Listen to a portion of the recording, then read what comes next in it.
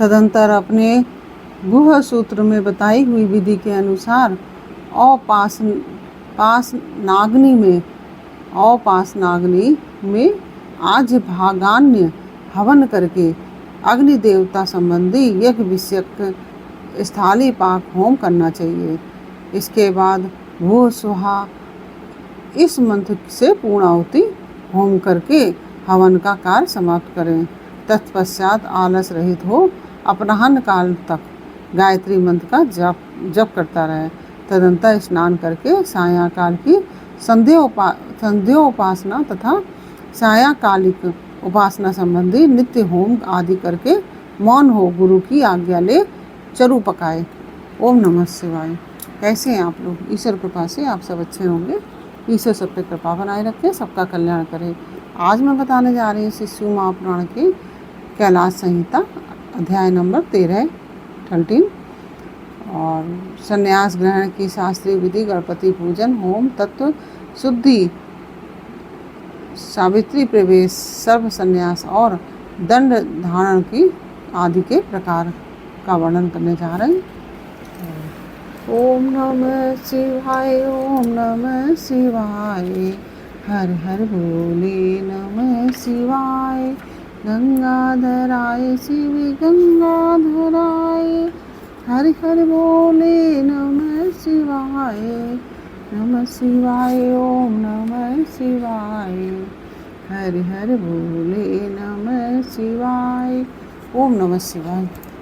इसके अंदर कहते हैं वामदेव तदंतर मध्याह्न काल में स्नान करके साधक अपने मन को वश में रखते हुए गंध पुष्प और अक्षत आदि पूजा द्रव्यों को ले आए और नैऋष्य कोण में देव पूजित विघ्नराज गणेश की पूजा करे।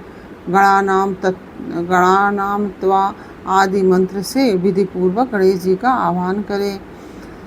आह्वान के पश्चात उनके स्वरूप का इस प्रकार ध्यान करना चाहिए। उनकी अंग कांति लाल है, शरीर विशाल है और सब प्रकार के आभूषण उनकी शोभा बढ़ा रहे हैं। उन्होंने अपने कर कमलों में क्रमशः पास, अंकुश, अक्षमाला तथा वर नामक मुद्राएं धारण कर रखी हैं। इस प्रकार आह्वान कर ध्यान करने के पश्चात शंभु पुत्र गजानन की पूजा करके खीर, पुआ, नारियल और गुड़ आदि का उत्तम निवेदन करें और तत्पश्चात तांबूल आदि उन्हें संतुष्ट करके तांबूल आदि दें और उन्हें संतुष्ट करके नमस्कार करें और अपने अभीष्ट कार्य की निर्विघ्न पूर्ति के लिए प्रार्थना करें। तदंतर अपने गुह सूत्र में बताई हुई विधि के अनुसार औपासनाग्नि में आज भागान्य हवन करके अग्नि देवता संबंधी यज्ञ विषयक स्थाली पाक होम करना चाहिए। इसके बाद भूस्वाहा इस मंत्र से पूर्ण आहुति होम करके हवन का कार्य समाप्त करें। तत्पश्चात आलस रहित हो अपराह्न काल तक गायत्री मंत्र का जप करता रहे। तदंतर स्नान करके सायंकाल की संध्योपासना तथा सायंकालिक उपासना संबंधी नित्य होम आदि करके मौन हो गुरु की आज्ञा ले चरु पकाएं। फिर अग्नि में संविदा, चरु और घी की रुद्र सूक्त से और सद्योजात आदि 5 मंत्रों से पृथक पृथक आहुति दें। अग्नि में उमा सहित महेश्वर की भावना करें और गौरी देवी का चिंतन करते हुए गौरी मृण्मयाय इस मंत्र से 108 बार होम करके अग्नि स्विष्ट कृते स्वाहा इस मंत्र से 1 बार आहुति दें। इस प्रकार मंत्र से हवन करने के पश्चात विद्वान पुरुष अग्नि से उत्तर में एक आसन पर बैठे और जिसमें नीचे कुशा और ऊपर मृगचर्म और उसके ऊपर वस्त्र बिछा हुआ हो। ऐसे सुखद आसन पर बैठकर मौन भाव से सुस्थिरचित हो जागरण पूर्वक ब्रह्म मुहूर्त आने तक गायत्री का जप करता रहे। इसके बाद स्नान करे। फिर जल से स्नान करने के जो जल से स्नान करने में असमर्थ हो वह भस्म से ही विधि पूर्वक स्नान करे। फिर उस अग्नि पर ही चरु पकाकर उसे घी से तर्ण करें। उसे उतारकर अग्नि से उत्तर दिशा में कुछ पर रखें। पुनः घी से चरु को मिश्रित करें। इसके बाद व्याहति मंत्र, रुद्र सूक्त और तथा सद्धोजातादि मंत्र 5 मंत्रों का जप करें। और इनके द्वारा एक एक आहुति भी दे। चित्त को भगवान शिव के चरणारविंद में लगाकर प्रजापति, इंद्र, विश्वदेव और ब्रह्मा के लिए भी एक एक आहुति दें। उनके इन सब के नाम के आदि में ओम और अंत में नमः शिवाय जोड़कर चतुर्थ यंत्र उच्चारण करें। ओम यथा ओम प्रजापते नमः शिवाय इत्यादि। तत्पश्चात पुण्या आह्वान कराकर अग्नि स्वाहा इस मंत्र से अग्नि के मुख में आहुति देने तक का कार्य संपन्न करें। फिर प्राणाय स्वाहा इत्यादि 5 मंत्रों द्वारा घृत सहित चरु की आहुति दें। इसके बाद अग्नेय स्वष्टिकृत स्वाहा बोलकर एक आहुति दें और तदंतर फिर रुद्र सूक्त तथा ईशान आदि 5 मंत्रों का जप करें।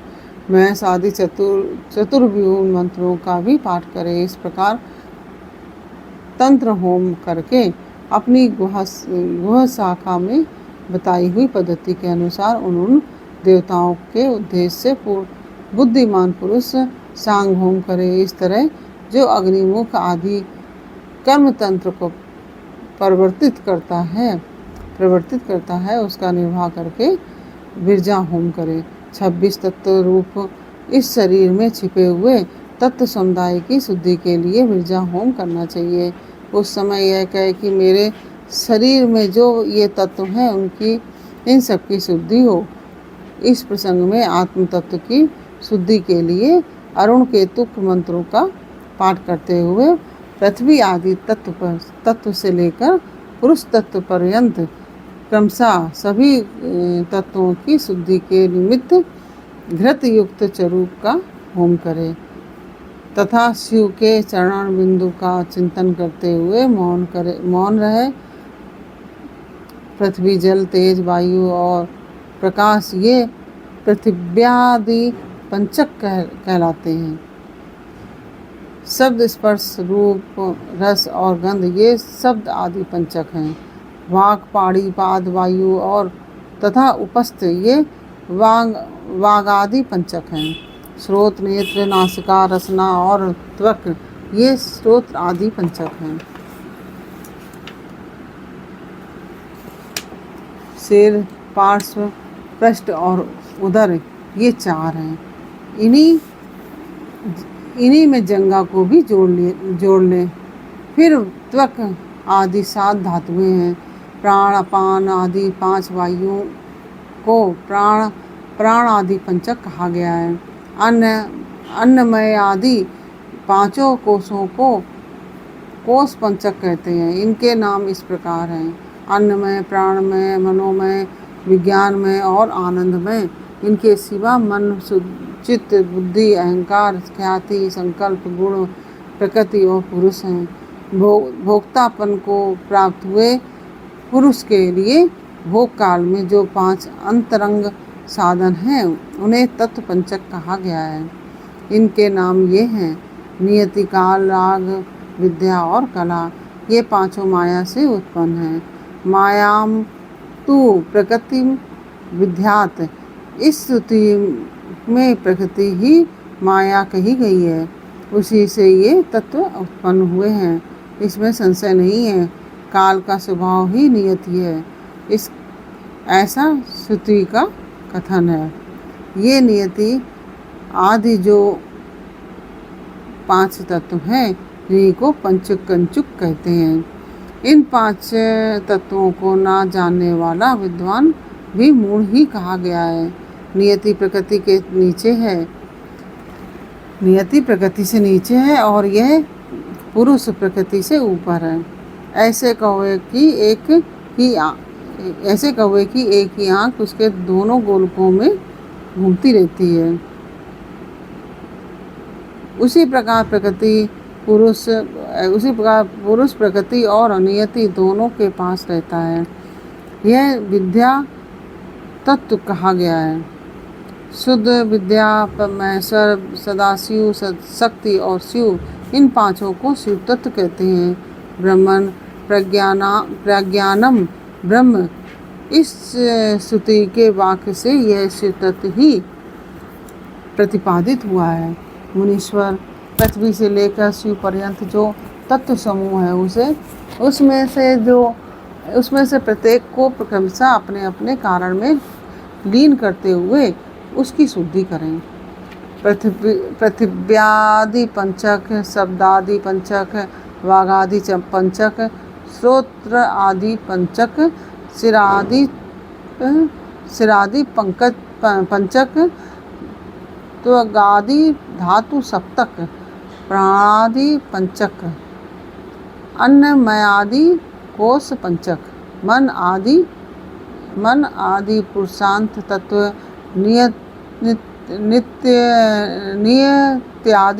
नित्यादि तत्व पंचक अथवा पंचकंचुक और शिव तत्व पंचक, ये 11 वर्ग हैं। इन एकादश वर्ग संबंधी मंत्र के अंत में परस्मय शिव ज्योति से इदम नामम, इस वाक्य का उच्चारण करें। इसके द्वारा अपने उद्देश्य का त्याग बताया गया है। इसके बाद विविध्या अथवा कर्षोक्त संबंधी मंत्रों के अंत में अर्थात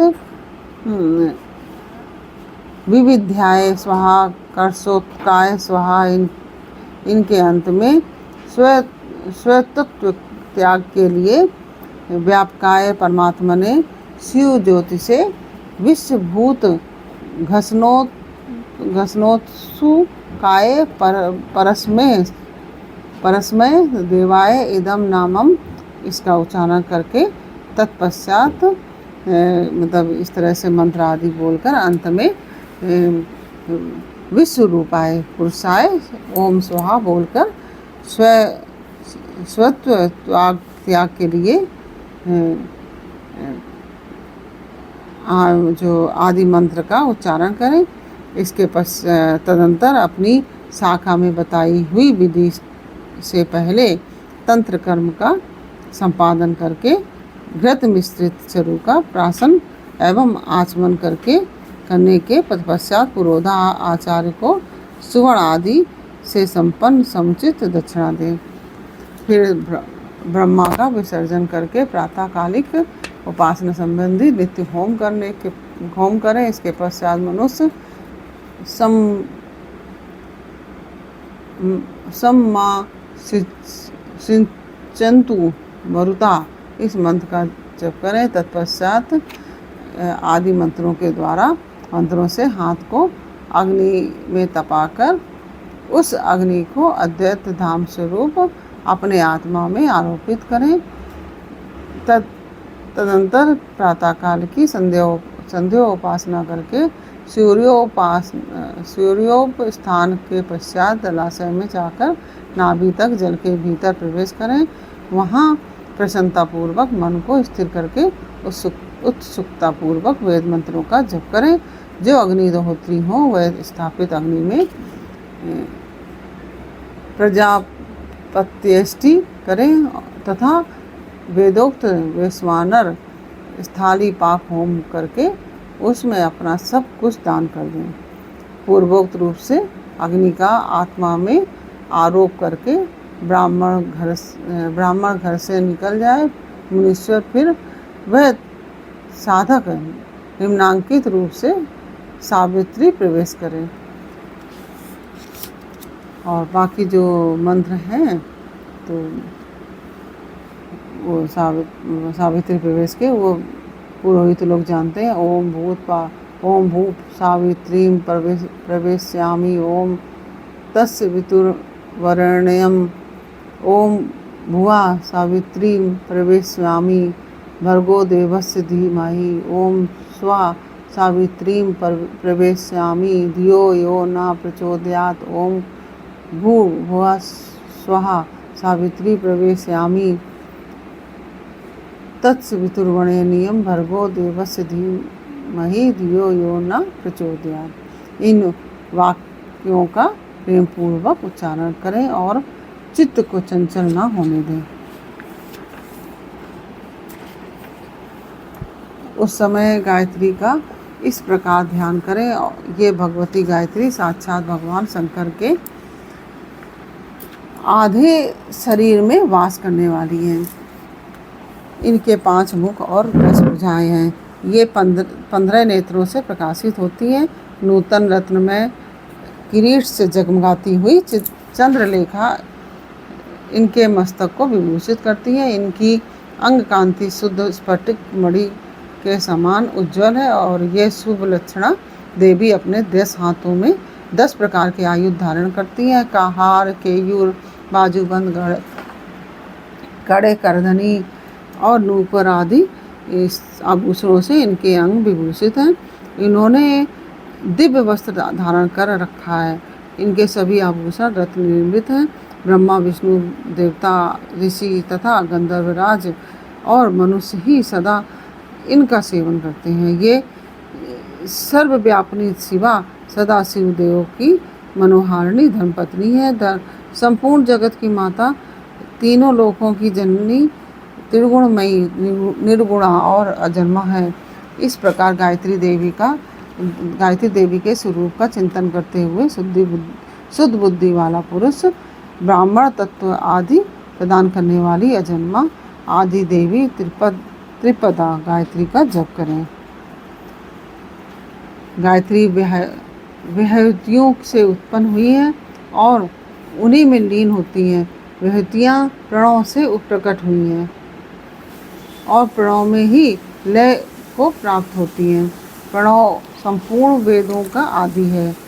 यह शिव का वाचक, मंत्रों का राजाधिराज, महाबीज स्वरूप और श्रेष्ठ मंत्र है। शिव प्रणव है और प्रणव शिव कहा गया है क्योंकि वाच्य और वाचक में अधिक भेद नहीं होता। इस महामंत्र को काशी में शरीर त्याग करने वाले बीजों के मरण काल में शरीर त्याग करने वाले जीवों के मरण काल में उन्हें सुनाकर भगवान शिव परम मोक्ष प्रदान करते हैं।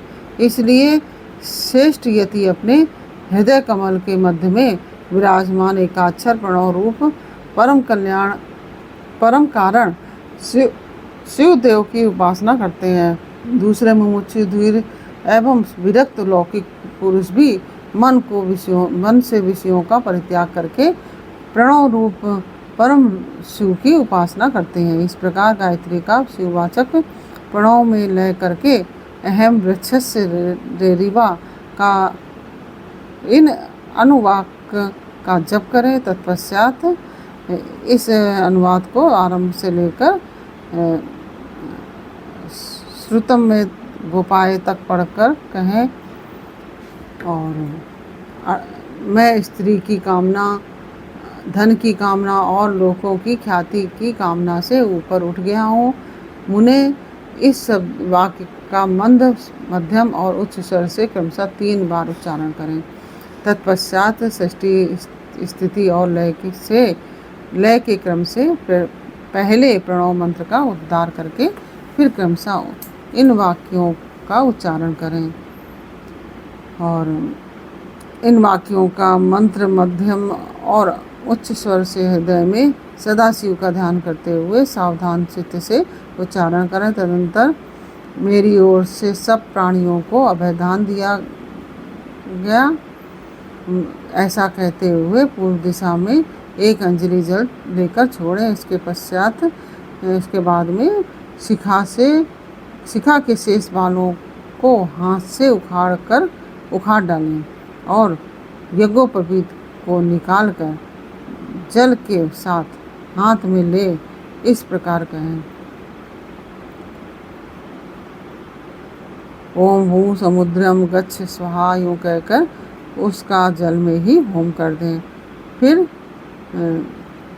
इस प्रकार 3 बार कहकर 3 बार जल को अभिमंत्रित करके उसका आचमन करें। फिर जलाशय के किनारे आकर वस्त्र और कटिसूत्र को भूमि पर गिरा दें और उत्तर या पूर्व की ओर मुंह करके 7 पद से कुछ अधिक चले। कुछ दूर जाने पर आचार उससे कहें, ठहरो ठहरो भगवान, लोक व्यवहार के लिए कौपीन और दंड स्वीकार करो। यूँ कह आचार अपने हाथ से ही उसे कटिसूत्र और कौपीन देकर गेरुआ वस्त्र भी अर्पित करें। तत्पश्चात सन्यासी जब उससे अपने शरीर को ढककर 2 बार आचमन कर ले, तब आचार्य शिष्य से मंत्र बोलकर दंड ग्रहण करें और तब वह इस मंत्र को पढ़ें और मंत्र का उच्चारण करते हुए दंड की प्रार्थना करके उसे हाथ में लें और तत्पश्चात प्रणव और गायत्री का उच्चारण करके कमंडलू ग्रहण करें। तदंतर भगवान शिव के चरणारविंद का चिंतन करते हुए गुरु के निकट जा वह 3 बार पृथ्वी पर लौटकर दंडवत प्रणाम करें और उस समय वह अपने मन को पूर्णतया संयम में रखें। फिर धीरे से उठकर प्रेम पूर्वक अपने गुरु की ओर देखते हुए हाथ जोड़कर उनके चरणों के समीप खड़ा हो जाए। संन्यास दीक्षा विषयक कर्म आरंभ होने से पहले ही शुद्ध गोबर लेकर आंवले बराबर उसके गोले बना लें और सूर्य की किरणों से ही उन्हें सुखाएं। फिर होम आरंभ होने पर उन गोलों को होमाग्नि के बीच में डाल दें। होम समाप्त होने पर उन सबको संग्रह करके सुरक्षित कर रखें। तदंतर दंड धारण करने के पश्चात गुरु विरजाग्नि जनित उस श्वेत भस्म को लेकर उसी को शिष्य के अंगों में लगाए अथवा उसे लगाने की आज्ञा देता। तो उसका क्रम इस प्रकार से है। इस मंत्र से भस्म को अभिमंत्रित करें। तदंतर ईशान आदि 5 मंत्रों द्वारा इस भस्म का शिष्य के अंगों से स्पर्श कराकर उसे मस्तक से लेकर पैरों तक सर्वांग में लगाने के लिए दें। शिष्य उस भस्म को विधि पूर्वक हाथ में लेकर इन दोनों मंत्रों से 3 बार पढ़ते हुए ललाट आदि अंगों में क्रमशः त्रिपुंड धारण करें।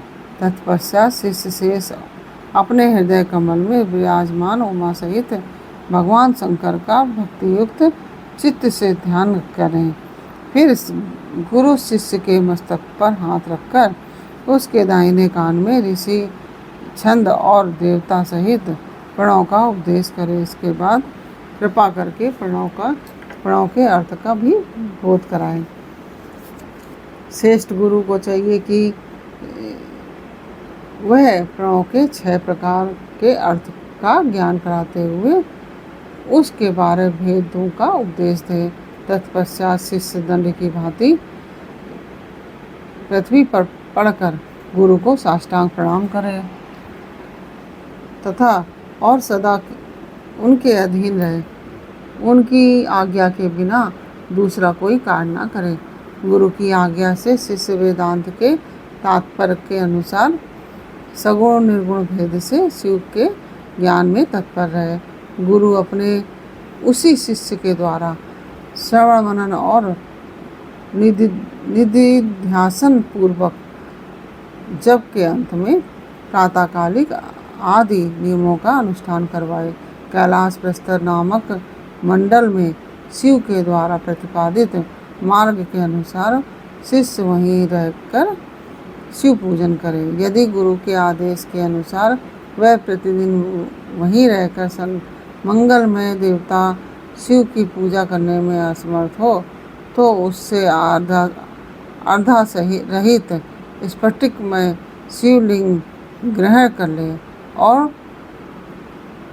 कहीं भी रहकर नित्य उसका पूजन किया करे। वह गुरु के निकट शपथ खाते हुए इस तरह प्रतिज्ञा करे, मेरे प्राण चले जाएं वह अच्छा है, मेरा सिर काट लिया जाए यह भी अच्छा है, परंतु मैं भगवान त्रिलोचन की पूजा किए बिना कदापि भोजन नहीं कर सकता। ऐसा कहकर सुदृढ़ चित्त वाला शिष्य मन में शिव की भक्ति के लिए गुरु के निकट 3 बार शपथ खाए और तभी से मन में उत्साह रखकर उत्तम भक्ति भाव से पंचावरण पूजन की पद्धति के अनुसार प्रतिदिन महादेव की पूजा करे। इस प्रकार से यह अध्याय पूर्ण हुआ। यह अध्याय आपको कैसा लगा यह मुझे कमेंट बॉक्स में अवश्य बताइए। अच्छा लगा हो तो वीडियो को लाइक शेयर अवश्य कीजिए और कमेंट में ओम नमः शिवाय अवश्य लिखिए। आप लोग कमेंट नहीं करते हैं, कमेंट अवश्य किया कीजिए और ओम नमः शिवाय अवश्य लिखिए।